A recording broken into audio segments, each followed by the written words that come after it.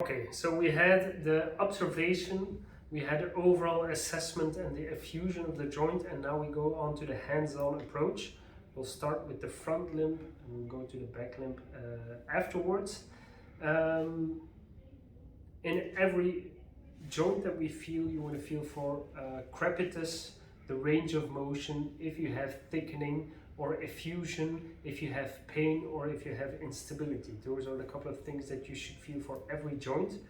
And if you have a high suspicion of a certain disease because you felt that the stifle was swollen, try to start with the other joints. Because if you start with a very painful joint, you might have a dog that is not wanting to cooperate anymore because you hurt the dog. So try to do something else. If you suspect that the left front limb is lame, I usually start with the right front limb. Of course, if the dog is from the start very uncooperative, you can focus on just the limb that you want. But if you have a dog like Sunshine, which is working very well with us, you start with the other limb so as not to create pain for the dog and get a dog that is uncooperative. On every dog we usually start from the bottom going up. So you take the front limb, you take every individual little toe, and you feel for the phalangeal bones, and especially at the beginning of the nail, you just palpate, you twist the nail around, you feel for the pads if you feel any painful. This can be done quite quickly. If you see an adverse reaction, then you can always go back into detail. I felt every little joint, and what I then will do is put those little phalanxes into extension and feel for the sesamoids here, which are just at the large foot pad. Put some pressure on extension and then feel for the sesamoids and see if you can elicit any pain, which can be indicative of sesamoid problems. You feel for the whole fat pad, not the fat pad, the whole foot pad, which can be painful.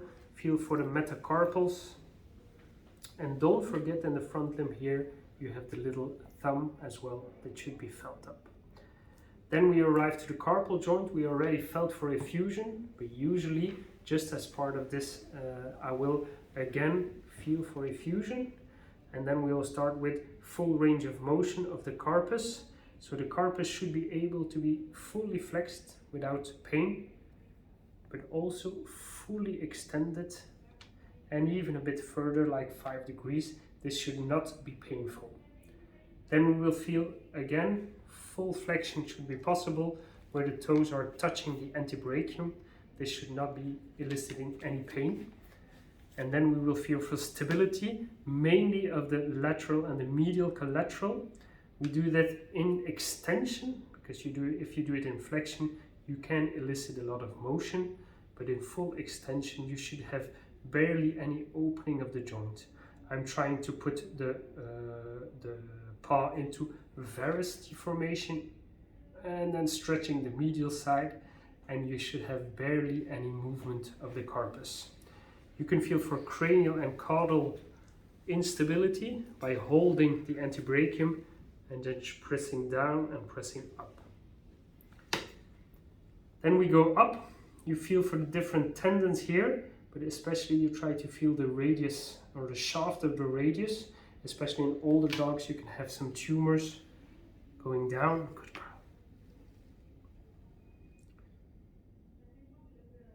In young dogs, you have growth pain that you should be aware of.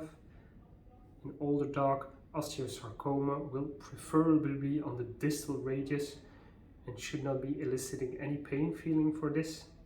And then we arrive at the elbow joint, where again, because it's very important, I will feel for, good girl, I will feel for effusion here in between the anconeus and the epicondyles. You should have a little dimp. The elbow should be brought through full range of motion. So in a normal dog, you should be fully flexing the elbow. The carpus should be able to touch the shoulder joint, and in full extension. This should not be painful.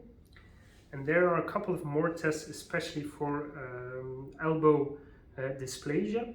You can do it a little bit more forcefully, and in dogs with ankle process problems, this can be very painful.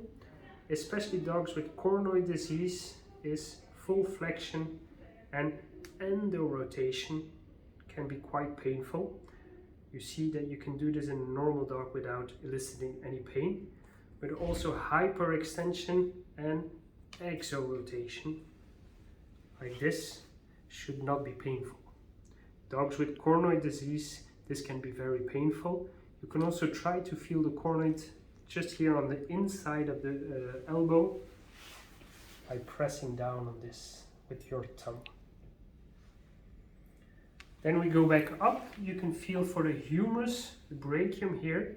See if you feel by palpating it, you can elicit any pain, which could be indicative of, again, bone cancer, which is most commonly found on the proximal humerus, or growth pain, which can be found throughout all the long bones. But just remember that you have the radial nerve crossing here, so pressing very hard on the humerus on the distal side can be painful in any dog. Then we'll go to the shoulder joint and try to put the shoulder joint through full range of motion. We do this by taking the elbow, the shoulder is here, and we flex the shoulder. While you're there, you place your thumb on the olecranon and you also extend the elbow, which stretches the biceps, and you can push here on the biceps tendon, which attaches on the scapula, just on the inside of the proximal humerus. If this is very painful, you see in this dog it's not painful at all, it should not be painful. This can be indicative of biceps tendon problems. And then we want to go in full extension, but for this you have to hold on to the scapula while you do this, because otherwise you can see that the whole scapula is moving forward. So you have to lock the scapula and see if you can go into full extension.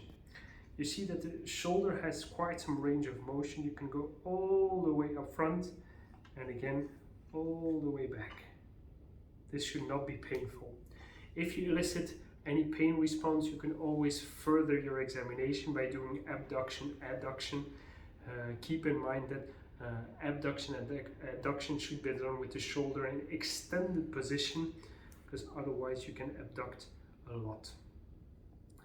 Some people do advocate as well, when you do full flexion, is try to do some endo-rotation and some exo-rotation, just to stretch the medial and the lateral joint capsules. We already felt for the scapula and the spine across. Something that you can feel as well is there's too much range of motion from the scapula towards the thorax. That should not be possible, or not a lot. When you're here, you can also palpate the neck. Important to know is that a lot of the nerves, or all of the nerves that goes to the front limb, exit here in the axilla. You can palpate the axilla by going inside here, feeling for any knots, feeling for any pain. But important to know, if you move the shoulder, you will move this whole region. So if you have shoulder pain, always try to feel if you have any neck pain around here, if the neck is moving freely around, to try to differentiate between neurological pain coming from the axilla, coming from the vertebrae, or if you have shoulder pain coming from the joint. You see that the neck is going through a full range of motion without any problems. You can see that you can palpate quite deeply without any pain, and that the axilla you can palpate as well without any pain. So this concludes the orthopedic examination of the front limb.